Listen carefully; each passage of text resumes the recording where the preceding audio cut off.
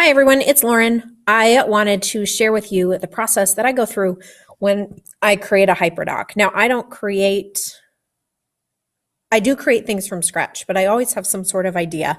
And I borrow what I already have and already have created and just transform them into something that is more accessible for my students and helps make learning better.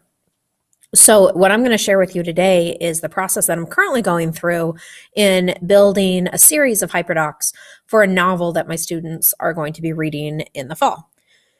So when I first decided that I wanted to have my students read this book, I went to Teachers Pay Teachers, right? Because that's what we do. We go and see what other people have, and then we're willing to pay for it. So I spent some money on 2 resources. And as I figured was going to happen, I really was not super pleased with it. There's some good information in there. There's some good prompts. There's some good questions that I certainly can use. But really what it amounted to was worksheets. In the past, I would have printed it out and I would have made a copy for all my kids. And I said, here you go. Here's your packet for your novel. And now I know better. And so I'm going to do things a little bit differently. So what I did after I went through first and I read the chapter, I made a list of things that could potentially go into a HyperDoc. So things that I wanted them to explore, things that I wanted them to do, what I wanted them to interact with.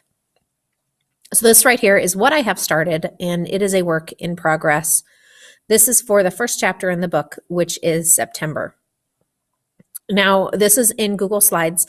I like Google Slides because each slide is essentially a different page. It chunks information for kids a little bit better, so they're not overwhelmed with all of the work on a single Google Doc.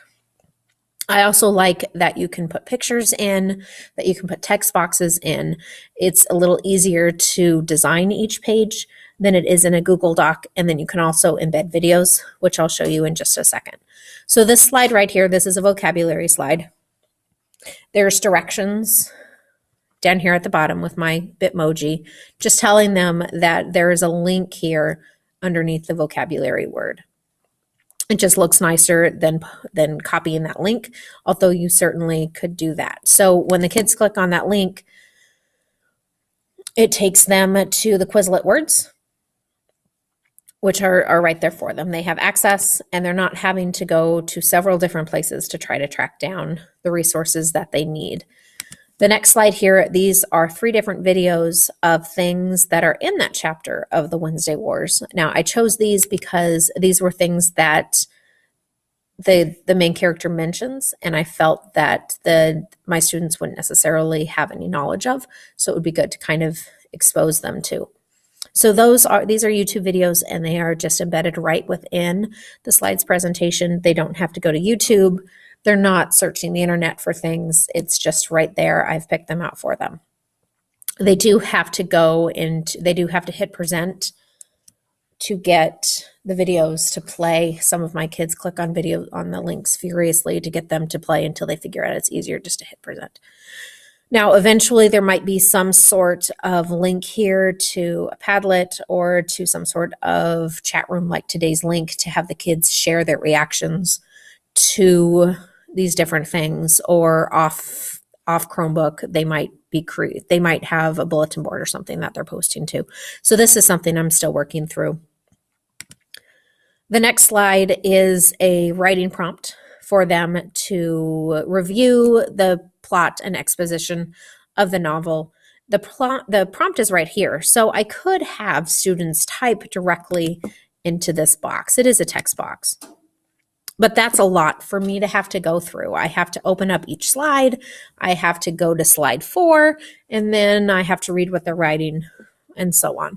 What I did instead was the prompt is right here for them, but they can click on this link to take them to a Google form, and then they can enter their Google form.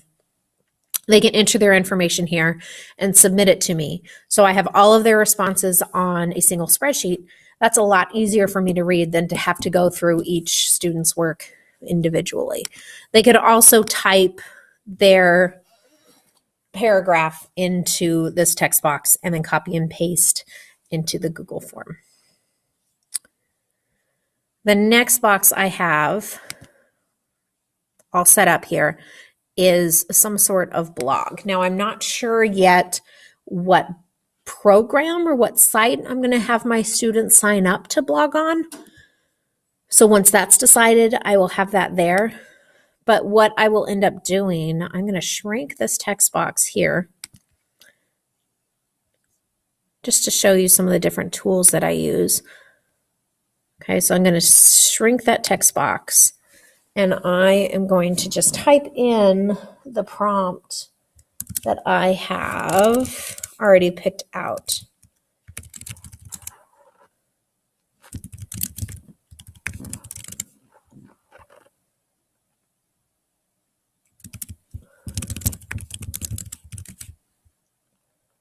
What might be her motivation for treating him the way she does?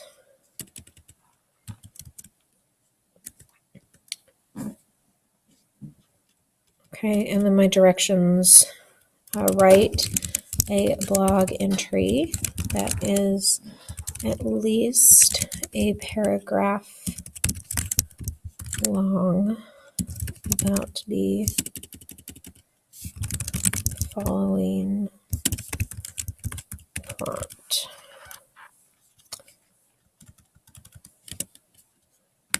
And then I can also leave some sort of direction about after your post, please reply to one other classmate.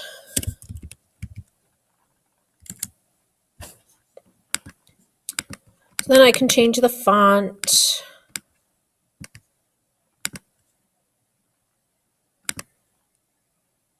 I can change the size, and then I can also fill in this text box to make it stand out from the page a little bit. And then I can add a picture